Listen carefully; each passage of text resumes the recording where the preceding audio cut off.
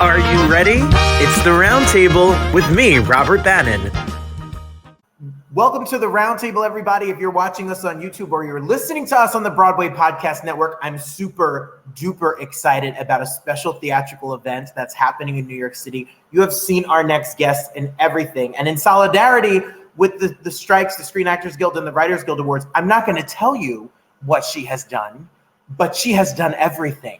Literally 250 plus credits of all sorts of things. I checked my hair, make sure there's gel and everything is good. You know, you never know. Lin, welcome to the show. I'm so excited you're here, Lin Shaye. Oh, thank you. We've had our technological challenges getting to this place, but I'm very happy to. And you just, it's so a pleasure to meet you, Robert. No, you are a pleasure, and you are an actor's actor. You have been a chameleon for the 200 and plus credits. And now you bring all of your toolbox and all of your skill as an actor on stage here in New York City. What was it like when you first got to do this piece in Los Angeles? I'm so baffled by the whole experience because I wrote 10 pages. I mean, I don't consider myself a writer. I just consider myself an expresser, if there's such a word.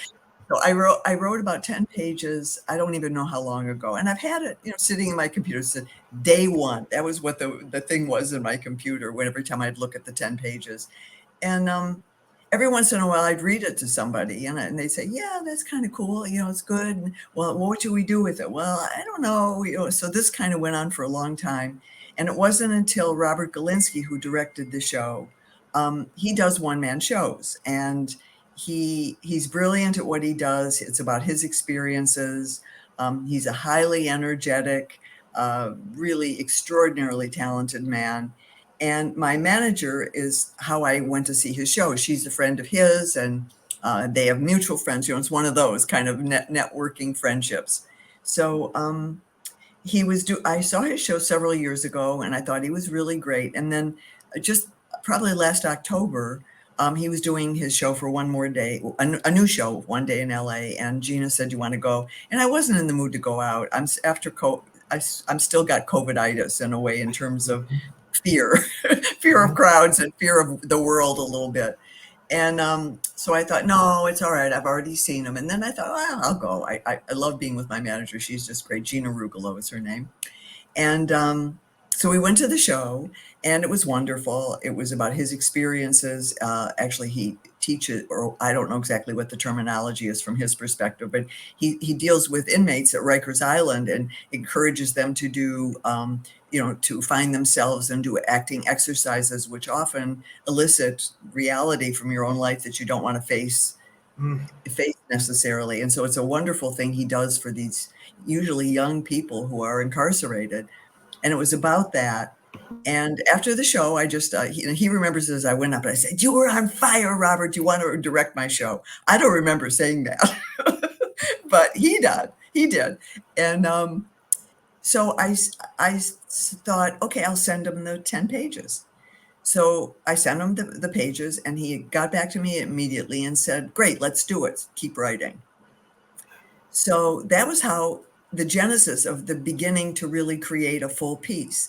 And I just kept writing, and we were doing Zoom calls. There was no real contact. He was in New York and I was in LA anyway. So I would send him pages, and we'd do a Zoom call, and I'd read him the new pages, and he'd say, "Great, keep writing." So very slowly, it sort of started to evolve. And finally, together, we thought this would be really cool to put up on stage.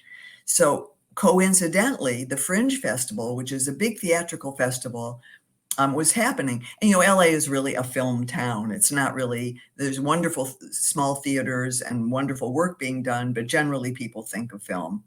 And that this was happening simultaneously with this idea that was gaining momentum was really exciting. And the Hudson Theater, which is where Robert did his show, I'm familiar with. I've been there several times.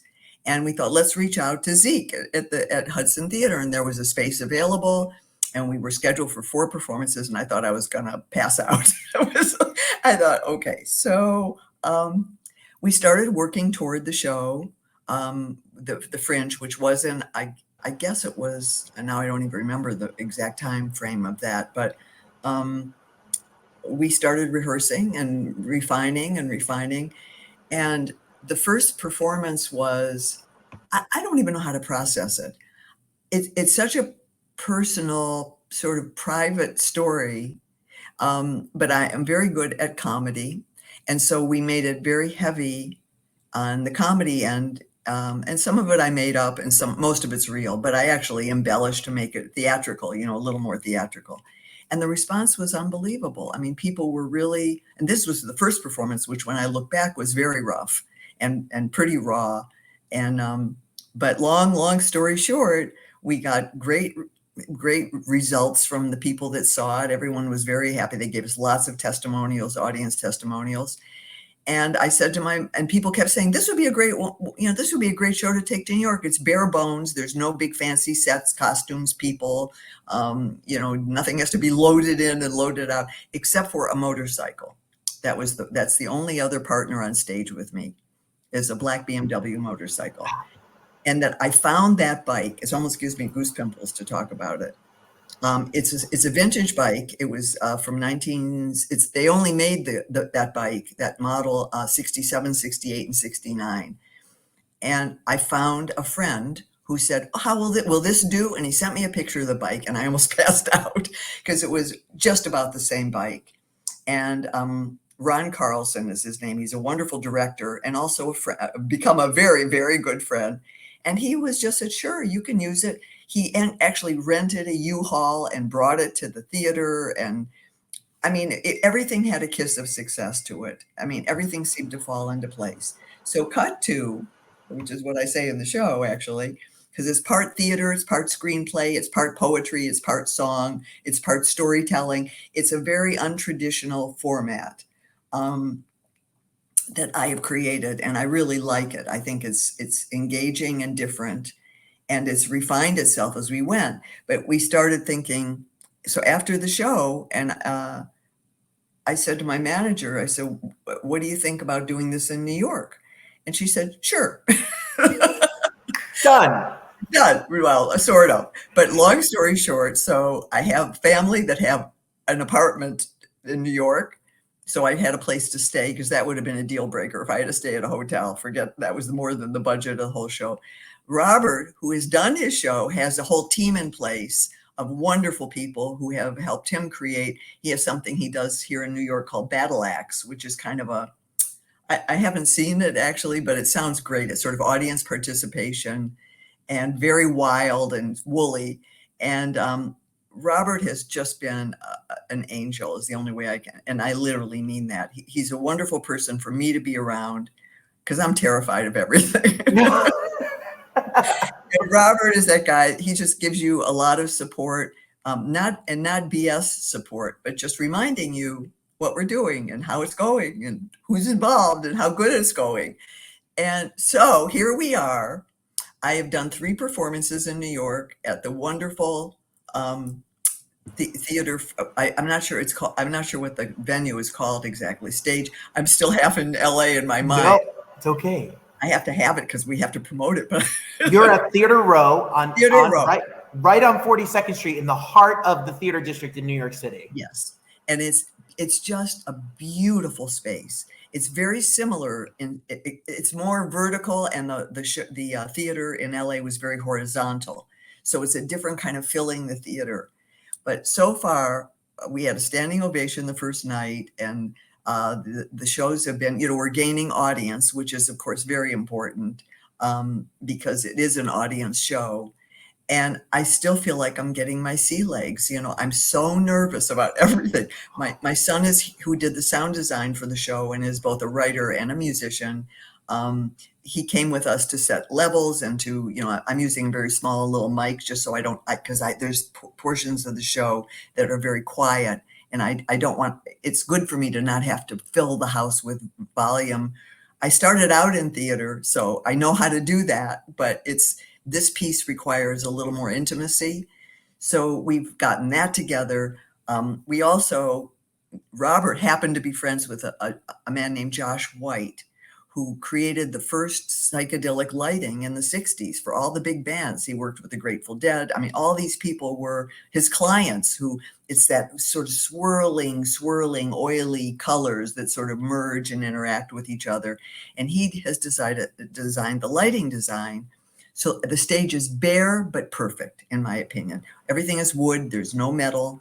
There's just a couple chairs, a beautiful table, an apple box.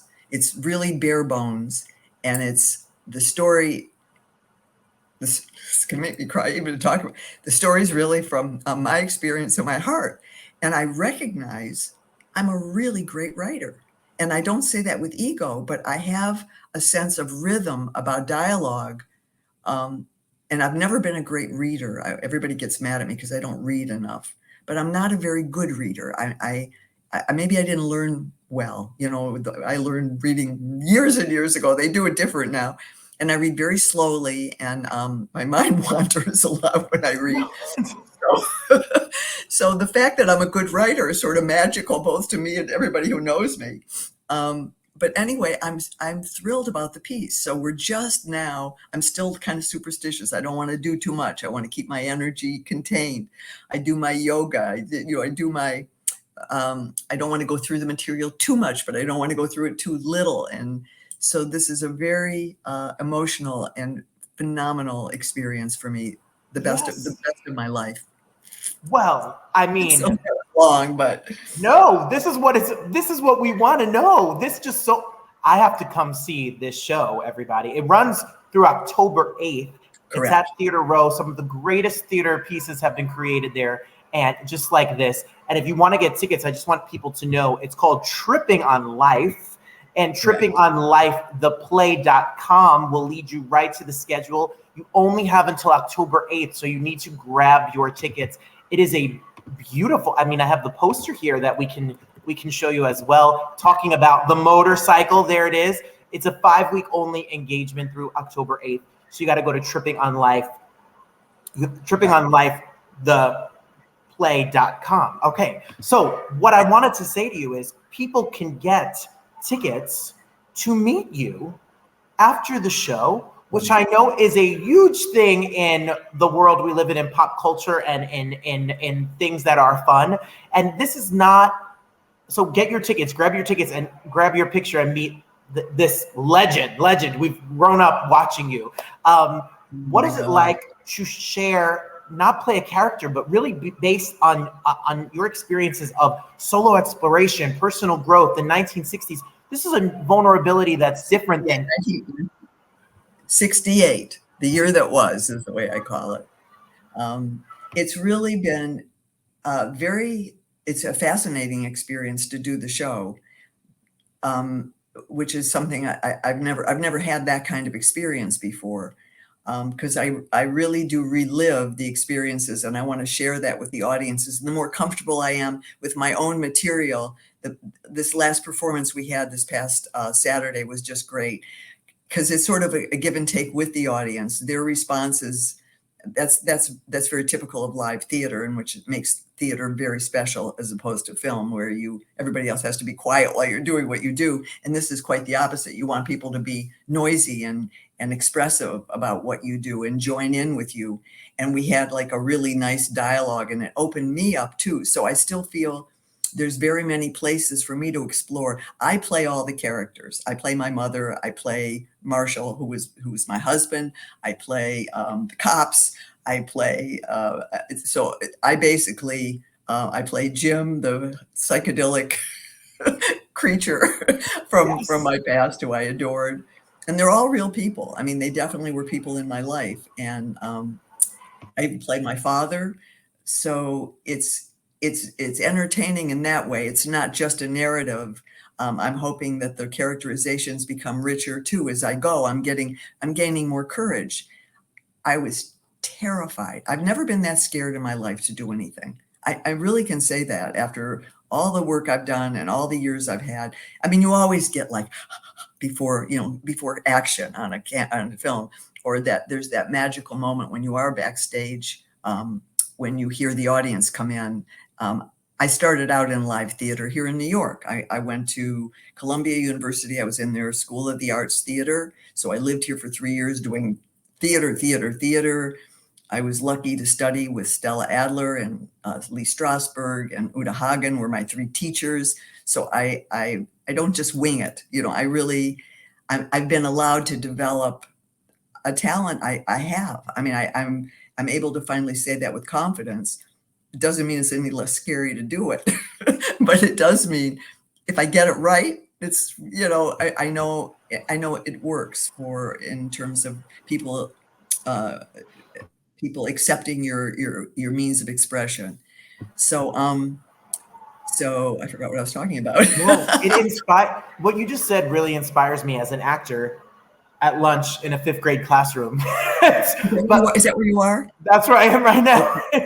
It's the best. That's your 5th graders are it. They're it. That's where I'm trying to get back to. No, I hear you. What inspires me as an actor, you said Adler, you said Strasberg. I went to Meisner Conservatory, wherever your toolbox is from, wherever you're acting, that no matter how many credits, no matter how many works you've done, no matter how many people have known you from different things, that you as the actor still take your pages that you wrote and do the work every single time you get a project. Yeah, you must, because if you stop doing that, you lose the soul and heart of what it is you're trying to express, because this is a means of expression. It's not the expression itself, and your lines have to be filled. They're not lines. I mean, they are, but it's up to you to make them come alive. And that's still a source, whether it's someone else's words or whether it's my own words. I couldn't ever see anyone else doing this. Like people have said, so would it be something you could, because it's an entertaining piece, but I don't think that's the road I would be interested in taking. And this may just be it. We do it, these performances here in New York, and it wraps up and I'm done. Or I don't know, it may have a life. I started writing it as a film. And there's still when I have a script, I use my script. I don't redirect. I don't have like this, but it's part of the script in pencil is part of my props. I mean, it's what I express myself with while I'm telling my story. And it's just important to make those words come alive, and everyone would do them differently. But in this situation, I don't know if I could handle having someone else do it. I understand. I can. Yeah. Well, I'm sold. You're going to catch me down on 42nd Street at Theater Row. We're just such a fan. You better come and say hello, Robert. You better stop and come back. I promise. I feel like we're buddies now. We've spent good time together. I'm just so happy that you took time out of your schedule, because I know what it's like to do a solo show. It's a lot of energy. It's a lot of preparation. It's a lot of work and mental preparedness and physical preparedness. And you took your time to spend some time with me is the utmost honor. I want everyone to go to trippingonlifetheplay.com, grab your tickets, get VIP tickets to have a special meet and greet after the experience. And if you want to follow, go to it's right here, at Miss Lin Shaye, right there on Instagram. You can find and follow so we can keep up to date. I have a feeling this is not the end for this piece. I think it's only the beginning. Oh, that would be one. I mean, it would be wonderful. I'm having literally the time of my life. Of all the work I've done, this has been the most exciting thing I've ever done. I mean, it just is, and it's the most terrifying. I mean, and embrace your terror, because you're going to have it. Well, no one better for terror than you. We have congratulations. Thank you for the work. Thank you for the entertainment, and thank you for the art. It's been a joy to watch, and we can't wait for what's next. Oh, thank you so much, Robert. What a beautiful interview. And thank you to all who are interested. And I just encourage everybody to always invest whatever they do with their own story, because someone else's lines are also filled with your story. And one other thought is that an interesting thing about material is there is still a story to tell within the framework of the piece. You can't just cry at the end when you're supposed to be happy. There's you need to follow the story of what you're dealing with, but also fill it with your own story. I guess that's the way to express it. So guys. Write that down in my notebook. And every time I get the chance to be myself or someone else, I'm going to have to take a peek at that. That is beautiful advice to everyone out there in life and in art. You're the best. I'm so excited to have talked to you. Thank you so much. Well, thank you, Robert. This has been delightful. Cheers.